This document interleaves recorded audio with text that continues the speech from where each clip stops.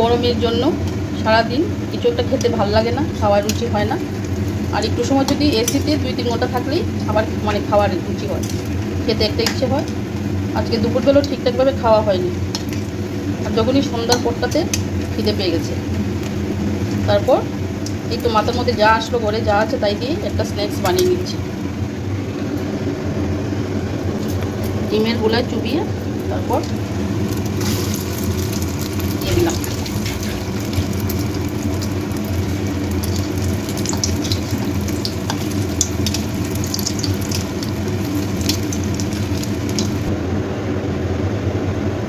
এভাবেই করে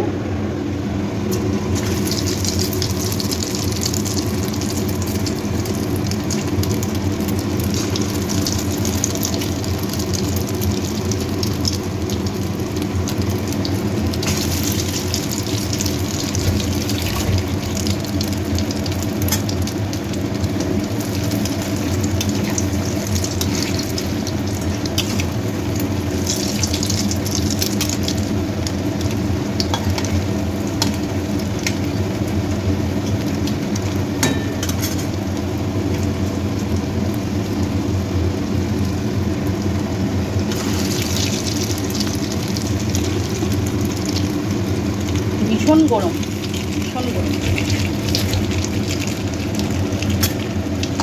খুব একটা সময় লাগেনি এটা বানাতে, একদম ইজি। ভেতরের মধ্যে ঘরে আলু সেদ্ধ করা ছিল, এটা ঢুকিয়ে দিয়েছি। একটু মেয়োনিজ প্রথম মানে এটার মধ্যে, রুটিটার মধ্যে মেখে নিয়েছি।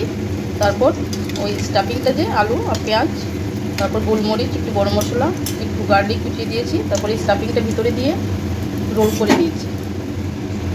তারপর কেটে ডিমের গোলায় চুবিয়ে চুবিয়ে ভেজে নিচ্ছি। এই যে বানিয়ে নিয়েছি, একটু সস দিয়ে দেবো উপর দিয়ে।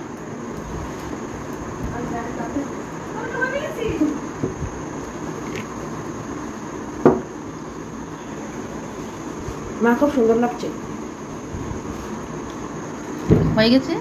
এবার একটু কাঁচা পেঁয়াজ আর শসা দিলে খুব ভালো হতো, কিন্তু দেখি কাটতে পারি কি না। ভীষণ গরম, রান্না করে যেতেই ভালো লাগছে না, তা না হলে সস দিয়ে খেয়ে নেবো।